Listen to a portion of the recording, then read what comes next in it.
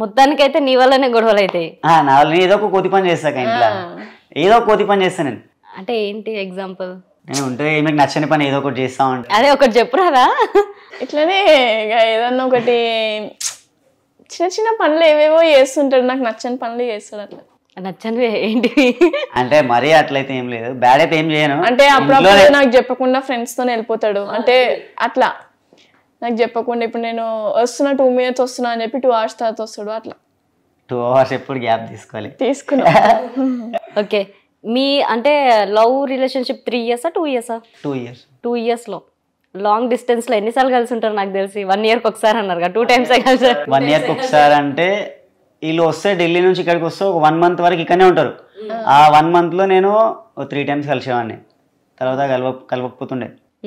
అసలు ఈమెను చూడాలంటే నాకు ఇట్లా ప్రాణం కొట్టుకుంటుండే, ఈమెకు అనిపిస్తే చాలనుకుంటుండే.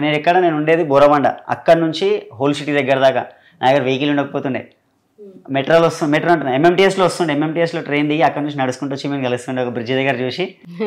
ఒక్కోసారి చూస్తే చాలని వస్తుండే అంత దూరం నుంచి నేను ఈమెను చూడడానికి. ఓకే, ఒక 3 days అట్లా కలిసినాం. దాని తర్వాత ఇంకా నా దగ్గర బండి లేదు. ఒకరోజు నా ఫ్రెండ్ బండి తీసుకొని వచ్చిన, నేను వాడు కూడా వచ్చిండు. ఆ ఫ్రెండ్ నేను వస్తే కేఎఫ్సీకి అది చెప్పిన, కేఎఫ్సీకి వెళ్ళినాం. అట్లా జరిగిపోయింది మొత్తం.